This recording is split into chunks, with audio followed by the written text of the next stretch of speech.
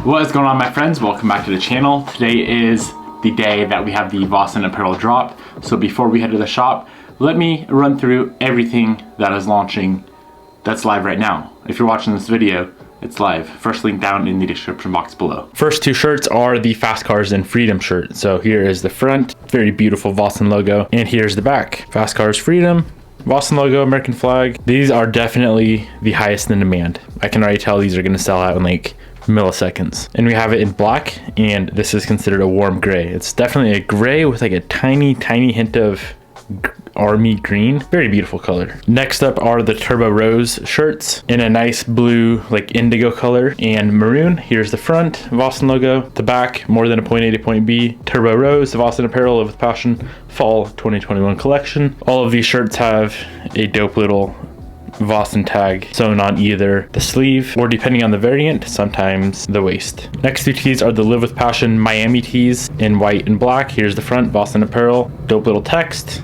In the rear, Live with Passion. Very beautiful. You guys always love the drip design, so we decided to bring it back with an all blacked out look. Black shirt, matte black logo, matte black drip on the back. So freaking sick. And then on the sleeve, the sewn on lime green tag. We are missing the She Bent shirt here at the house. I'll have a photo of the She Bent rod shirt on the screen. Also, every single order that contains a She Bent shirt qualifies to win one of the old rods out of Rose's old motor that blew up. If you potentially want the rod signed by any one of us, make sure you leave a comment in the order comments. All right, moving on to the winter jackets and windbreakers. First up are these pretty freaking thick winter jackets. You can just tell how beefy this boy is. She's warm. These guys fit true to size. We stepped up the quality on the zippers. Nice little pocket on the inside. Urban Night camo to match the Evo 10. Last but not least, we have the windbreaker. This jacket is good for anything below like 30 degrees. This guy is like a 30 to 50, 30 to 60 degree type of windbreaker. Much more thin than the jacket. Snow camo, Boston logo. Still rocking that pocket on the inside. Nice little drawstrings, I guess you'd call them, for the hood. Now everything that we are launching today is all limited. So what does that mean? That means when it sells out, it's gone forever. We're never doing restocks. Every single order today, we are gonna throw in either a free jet tag or a free air freshener. Maybe if I'm feeling some type of way, we'll just include both. All my Australia and New Zealand people, listen up. If you're not from there, you can skip ahead. This is important for you guys. Shipping has been a pain in the butt for Australia and New Zealand due to all the COVID restrictions.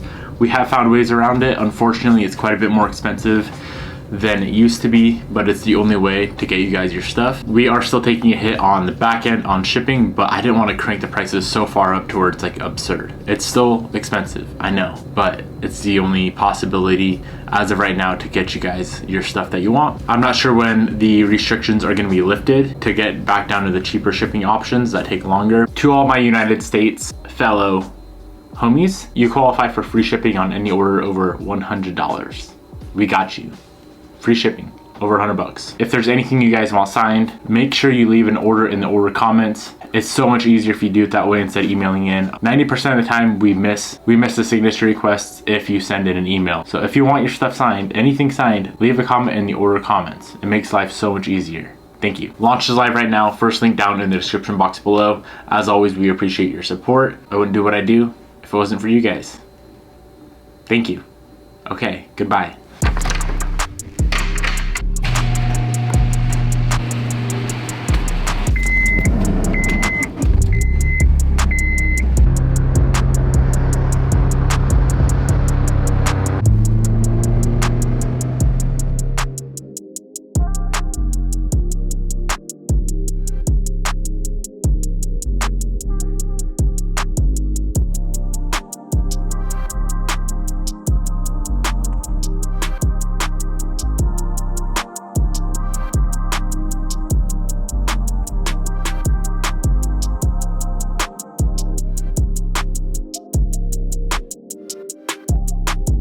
All right guys, it's a few hours later. I got here a couple hours ago and I've been busting out these wide body panels for the hatch. Bumper needs a touch of sanding. I had to do a little bit of filler work right up in there, so as soon as that's cured, I'm gonna sand that smooth.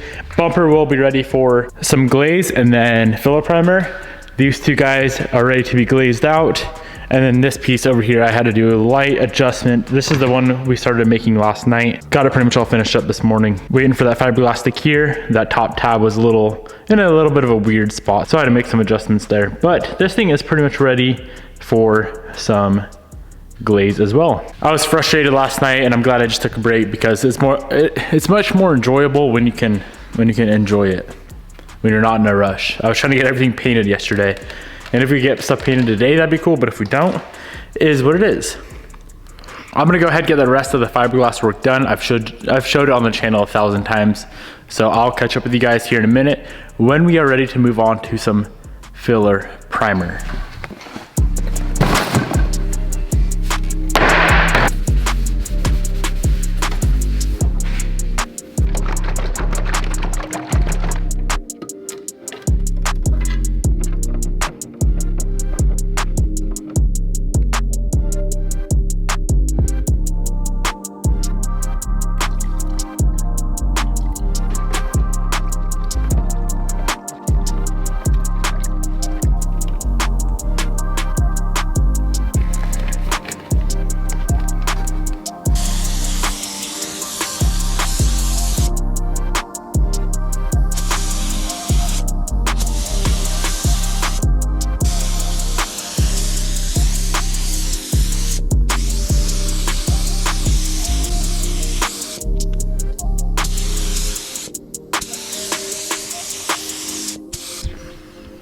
$3.6 billion hours of work later, we finally have the pieces and parts in primer, which is cool. I don't have much time today, so I put a poll on Instagram. We have the new wheels for the S2K, so I put a poll, S2K wheels, hoping everyone would choose to see new wheels on the S2K or build the Subi engine. And people chose the freaking Subi engine, and it's 5 p.m. I mean, I don't have to build the engine. I could put the new wheels on the S2K, go much quicker, but we could build the engine. It's not gonna take too long. I suppose I should clarify why we're not painting these parts tonight. This primer has to dry for about 24 to 48 hours and shrink before we sand it, because if we sand it now, it'll shrink. We'll see a bunch of scratches underneath the paint. I know this is gonna disappoint a lot of people. Let me explain what we're gonna do. It's disappointing for now, exciting for the future. All right. Here's the plan. We have a ton of parts on order to build the EJ25 that we have chilling here at the shop. We're gonna build that motor later on. Whenever the pistons show up, I'm gonna go ahead, disassemble the EJ25, get the pistons and the block dropped off, get that all bored out, good to go. Tonight, we're gonna build or reassemble the EJ20 that came in the car. Kinda lame, I know. It's not gonna make any crazy power. Maybe it will. I don't really know much about the EJ20X. All I know is it's an open deck, dual AVCS, which I know that's not gonna help add power, but it's what the motor is. Definitely cast pistons, nothing special about it. If it makes like 300 without blowing up, I'd be excited. The turbo that we're installing is gonna make like 500 on the 85-ish, 500-ish. So yeah, reassemble the EJ20 tonight. It's fully refreshed, new head gaskets, timing kit, but it's just gonna be stock everything, all right? I really want to just drive this car. We've worked on it for like a month and a half straight without driving it. So that is the reason for putting the 2.0 back in the car. Now I know what you guys are gonna think. Some of you guys, if you're a Subi guy, you probably don't think this. That's a waste of time. The thing with the Subaru, motor's like an hour and a half to pull out. Whenever we have the 2.5 fully built, that's like a 4-hour project, 3 to 4 hour project, including all the fluids and whatnot, to pull the 2.0 back out, dump the 2.5 in, break it in, turn it all the way up. It's gonna be a built 2.5 too. I was attempting to find just a stock 2.5 long block, running good to go, and throw it in the car and just leave it stock. But this is a much better option. It's gonna be a built 2.5 in the car, and it's gonna be sick. That's gonna happen like a month down the road though. So I guess what I'm trying to say is don't be disappointed we're putting the 2.0 back in the car, because it's only temporary. So let's go ahead and get the block back out. We have to clean all the components, the cam gears, the cams. Heads are fully rebuilt, ready to go back on, new seals, decked, cleaned. Those things are ready to go. So in a few hours, we should have a full long block ready to drop in the car. We do need a few more parts from some sponsors, Radium, Deechworks, to help us make some sauce, but if we can get the entire long block built tonight, I'd be happy. Okay, so we have some new parts chilling on the table over here. Before we do anything, we need to go through and clean up a bunch of parts. We have all the timing covers right here, valve covers, gotta get cleaned up. Cam gears and whatnot are down in that box. And what I'm gonna be using is Super Clean Degreaser, that stuff right there, and I have it in this nice little pressure sprayer. This thing helps out quite a bit. So let's get all the stuff cleaned up, and we can move on to getting this engine assembled.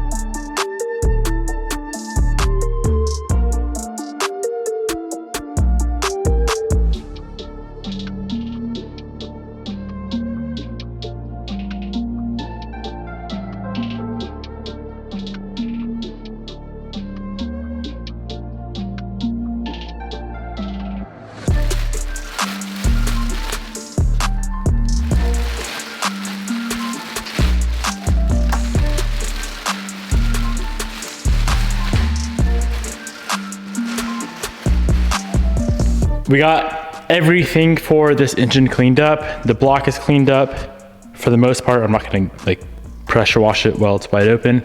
Heads, I went and pulled the cams back out, made sure everything was clean. Oil gullies are clean, bolts are clean, cams are clean. We got our new valve cover seals, some timing components, the timing belt, intake gaskets, cam seals, head gaskets, all just OEM Subaru stuff. So the first thing we're gonna do is just throw on the heads. I should probably clean up the gasket surface on the block a little bit, just to make sure it's nice and clean. No debris stuck on it that's gonna cause a head gasket leak. A typical Subaru head gasket leak.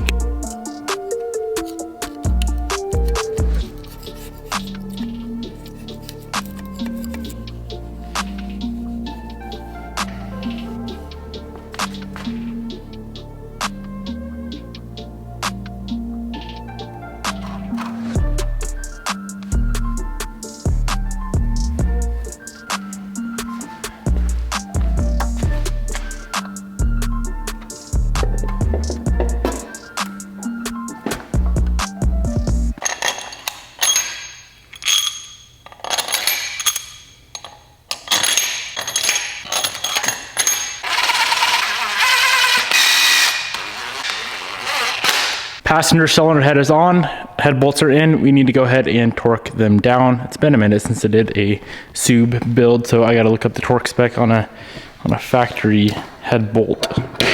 I think it's some angle. It's like 90 degrees, back it off, something weird like that. Tighten all bolts to 22 foot-pounds, 51 foot-pounds, back all bolts off in reverse of assembly by 180 degrees and 180 again. Tighten all bolts 45 degrees. And then tighten all bolts again by 45 degrees.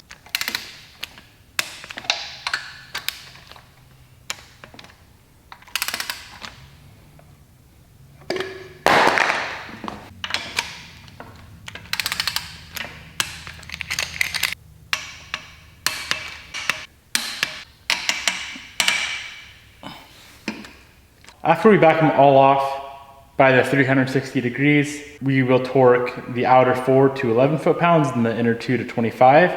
And then we start the 45 degree and then 45 degree.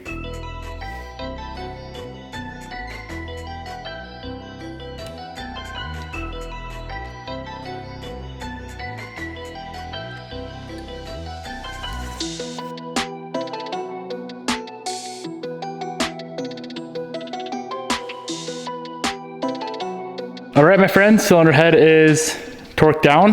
Hopefully I have some assembly lube here. Where would that be?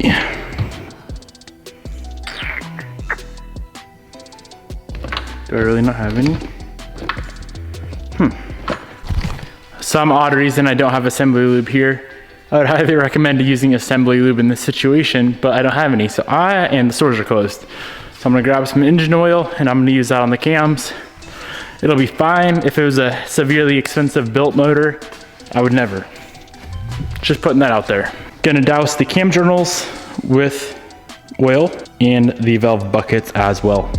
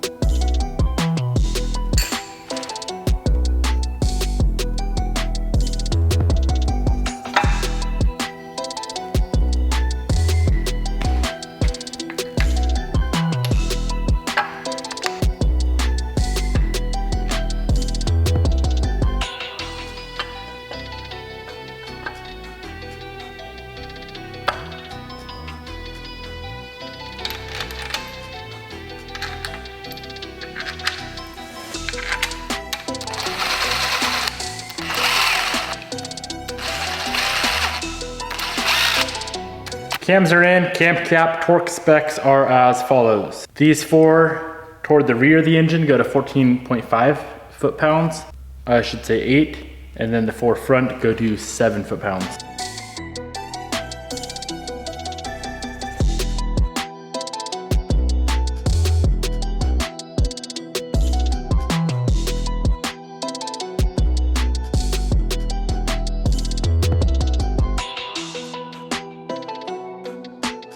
I'm just gonna go ahead and complete this passenger side. So we have the 2 rear half moons. Those go in with sealant, and then valve cover with valve cover seal. I do always put a little bit of sealant on the valve cover seal as well. I don't know if Subaru recommends it or not, but that's just what I do.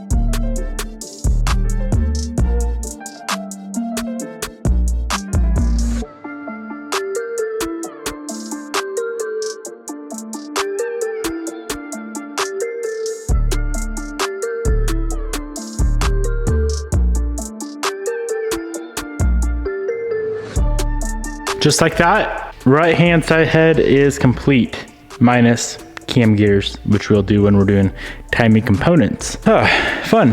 I miss doing Subaru stuff. It's so simple. Let's flip this bad boy over and knock out the driver's side, and then we can move on to the front. Timing covers, all that fun stuff.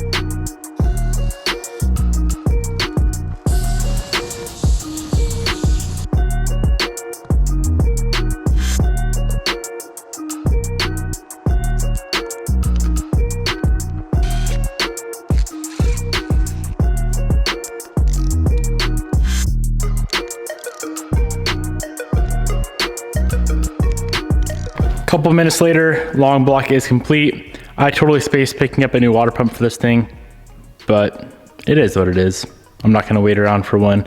From here, we need to move on to the inner timing covers. There's also a hard line that runs from this banjo here up to there, so we gotta get that on. Then we can move on to the cam gears and all the timing components and get this thing 100% complete and ready to drop in.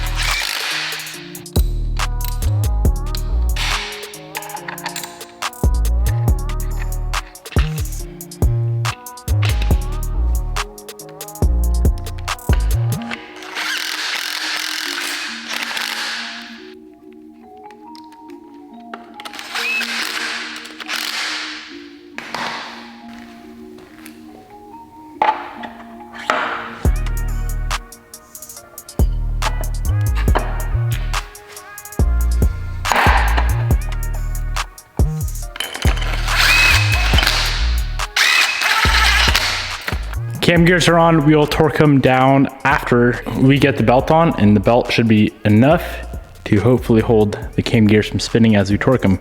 I believe they go to 72 or 73 foot-pounds. Let's move on to the belt, all of the idlers, and the tensioner.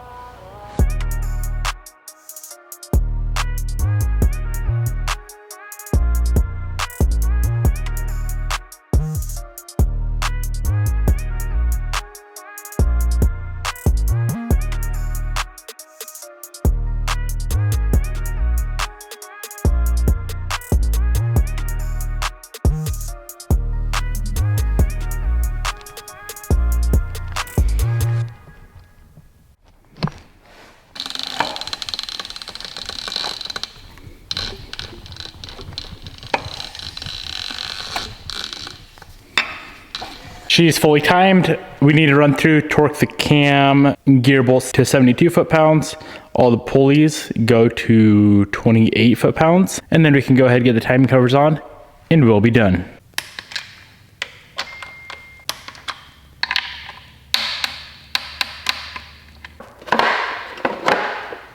To finish off the night, I'm gonna run through, get the AVCS solenoids back in. We got some cam sensors to install. And as soon as some stuff comes in from Radium, we can actually get this motor back in the car, fire it up, and see how she runs. That's gonna be a wrap for today, my friends. I hope you guys enjoyed. Thank you to everyone who supported today's launch. I don't know how it went because it's the day before, but I trust that it went very, very smooth and very well. Peace out, my friends. I'll see you guys tomorrow.